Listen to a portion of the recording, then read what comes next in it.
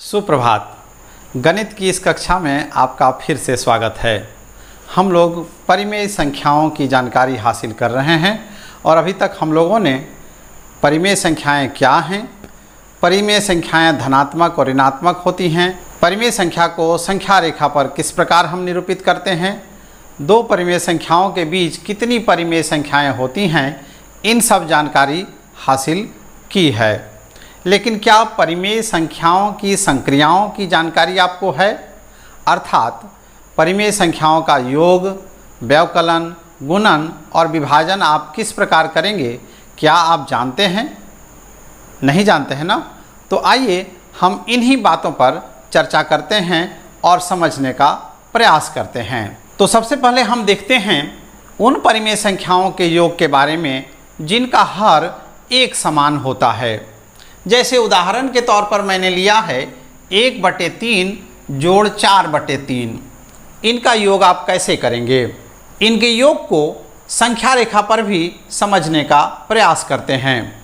मैंने एक संख्या रेखा ली है जिसमें प्रत्येक पूर्णांक को 3 भाग में विभाजित किया है, क्योंकि हमें 1/3 और 4/3 का योग करना है। जैसे 0 और 1 के बीच के भाग को 3 भाग किया है, 1/3, 2/3 और 3/3, यानी यह 1 हो गया। उसी तरह से 1 और 2 के बीच के भाग को भी 3 भाग किया गया है, जिसे हमने निरूपित किया है 4/3, 5/3 और 6/3 के रूप में। अब आइए योग किस प्रकार करेंगे। सबसे पहले 1/3 को लिखते हैं, तो 0 से हम 1/3 तक जाएंगे और उसके बाद हमें जोड़ना है 4/3। तो 1/3 के बाद हमें 4/3 तक जाना है, तो गिनते हैं 1/3 से यहाँ तक हुआ 1/3, फिर यहाँ तक 2/3, फिर 3/3 और फिर यहाँ हो गया 4/3। यानी 4/3 को 1/3 से यहाँ तक हम ले आएंगे। हमारा योगफल क्या प्राप्त हुआ? 5/3। अर्थात 1/3 जोड़ 4/3 बराबर हमें क्या प्राप्त होगा?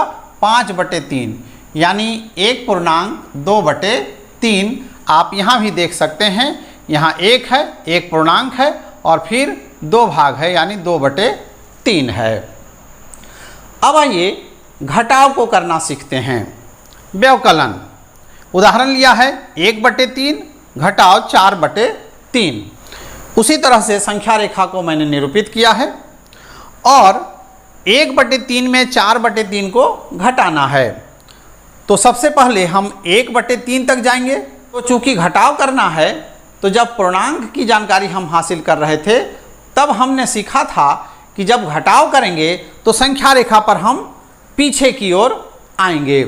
तो उसी तरह से 4/3 हम यहाँ से पीछे की ओर आएंगे। तो यहाँ से 1/3 भाग ये हुआ, 2/3, 3/3 और 4/3। चूँकि घटा रहे हैं इसलिए पीछे की ओर आ रहे हैं।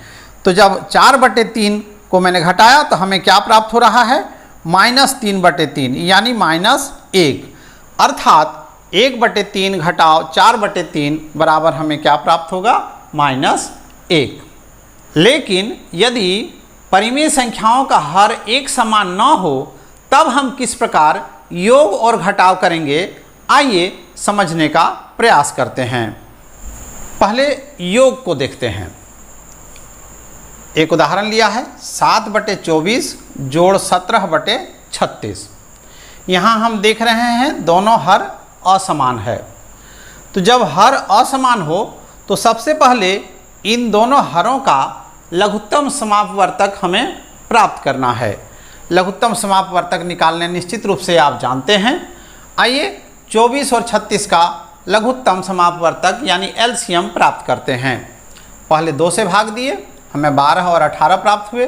फिर 2 से भाग दिए, 6 और 9 प्राप्त हुए। फिर 3 से भाग दिए तो 2 और हमें 3 प्राप्त हुए।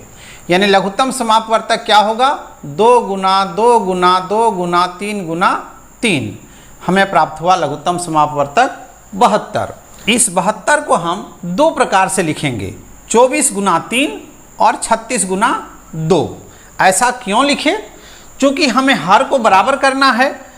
तो 7/24 को हम 3/3 से गुना करेंगे और फिर 17/36 को हम 2/2 से गुना करेंगे। हमें क्या प्राप्त होगा? 21/72 और यहाँ 34/72। अब चूंकि हर समान हो गया तो योग करना अब आसान है। अब क्या लिखेंगे योग में? 21 + 34/72, यानी हमारा योगफल प्राप्त हुआ 55/72। तो इस प्रकार हम योग प्राप्त करेंगे जब हर असमान हो। घटाव में भी यही बात होगी, सिर्फ हमें घटाव कर देना है। यहाँ उदाहरण लिए हैं 17/36 घटाव 7/24, दोनों का लघुत्तम यही प्राप्त होगा। अब 17/36 को 2/2 से गुना करेंगे और 7/24 को 3/3 से गुना कर देंगे। हमें क्या प्राप्त हुआ? 34/72 घटाव 21/72। अब हर समान है, अतः हम घटाव करेंगे। 34 घटाव 21/72 हमें प्राप्त हुआ 13/72। तो इस प्रकार हम परिमेय संख्याओं का योग और घटाव कर सकते हैं जब हर असमान हो। मुझे उम्मीद है आपको परिमेय संख्याओं का योग और घटाव अच्छी तरह से समझ में आ गया होगा। बहुत बहुत धन्यवाद।